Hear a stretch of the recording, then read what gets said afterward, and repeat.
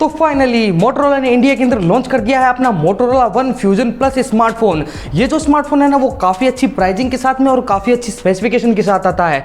तो आज की इस वीडियो में हम लोग बात करेंगे क्या आपको ये स्मार्टफोन खरीदना चाहिए या फिर आपको जाना चाहिए किसी और स्मार्टफोन की ओर। तो सब कुछ जानने के लिए इस वीडियो को लास्ट तक जरूर देखिए।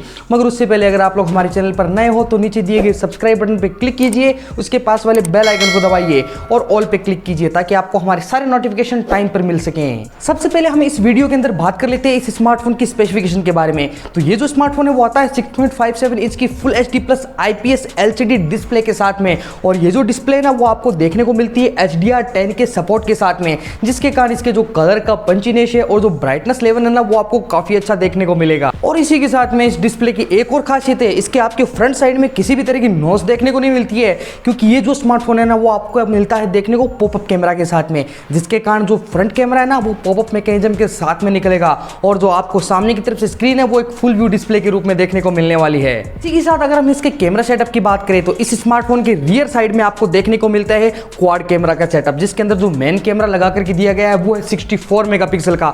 उसी के नीचे आपको देखने को मिलता है 8 मेगापिक्सल का वाइड एंगल कैमरा, 5 मेगापिक्सल का मैक्रो कैमरा और 2 मेगापिक्सल का डेप्थ सेंसिंग कैमरा, जिसके कारण जो कैमरा का सेटअप है वो काफी अच्छा देखने को मिलता है। वहीं पर इसके फ्रंट साइड में आपको पॉपअप मैकेनिज्म के साथ में 16 मेगापिक्सल का एक सेल्फी कैमरा भी देखने को मिलता है।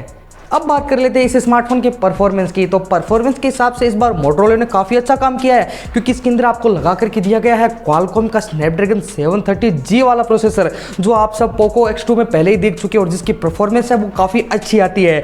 तो ये जो काम किया है ना मोटोरोला ने, इसके लिए मोटोरोला को एक मेरी तरफ से थम्स अप जरूर मिलेगा।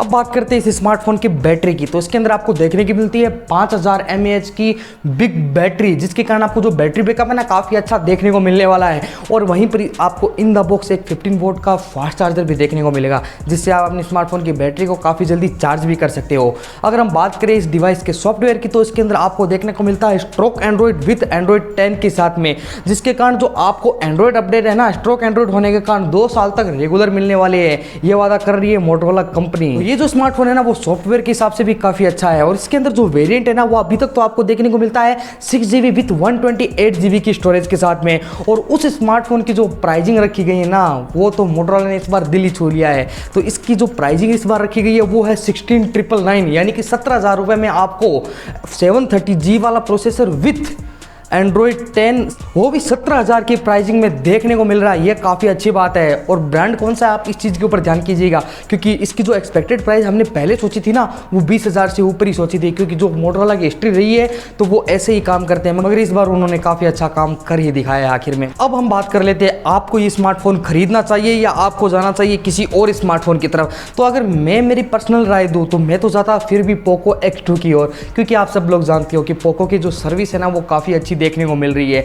बाकी अगर आप लोग मोटोरोला के फैन हो ना तो आप इसकी तरफ जरूर जा सकते हो। ये स्मार्टफोन भी वैल्यू फॉर मनी है। ऐसा नहीं है कि स्मार्टफोन खराब है, मगर यार जो मोटोरोला के जो काम है ना इंडिया के अंदर वो इतना अच्छा नहीं रहा है हालिया सालों के अंदर। अगर मोटोरोला कंटिन्यू इस तरह के स्मार्टफोन निकालता है और लगातार अपनी जो ग्रोथ रेट है ना उसको बढ़ा लेता है तो आगे आने वाले समय में ऐसा हो सकता है कि मोटोरोला भी काफ़ी उभर करके आए और इंडिया के अंदर अपने स्मार्टफोन है ना वो काफ़ी तेज़ी से बेचे। मगर फिलहाल जो हाइप बनी हुई है ना वो आप सब लोग जानते हो, शाओमी की, रियलमी की, सैमसंग ने अपनी हाइप बना के अभी मार्केट के अंदर रखी है और मोटोरोला भी काफ़ी पीछे है। अगर वो कंटिन्यू अच्छे स्मार्टफोन इंडिया के अंदर लेकर के आते हैं तो ज़रूर एक दिन प्रोग्रेस करेंगे।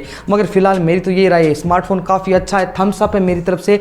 मगर एक चीज़ याद रखना, अगर आप मोटोरोला के फैन हो तो इसकी ओर ज़रूर जाइए। अगर आपको कम प्राइसिंग के अंदर अच्छी स्पेसिफिकेशन के साथ में best smartphone value for money आज के टाइम में चाहिए तो आप आंख बंद करके इसकी सेल के ऊपर जाइए जो अभी होने वाली है, और आंख बंद करके इस स्मार्टफोन को आप परचेज कर सकते हो, क्योंकि ये जो प्राइसिंग के ऊपर लॉन्च है ना वो जस्टिफाई करती है इस प्राइसिंग के ऊपर, इस स्पेसिफिकेशन के साथ में।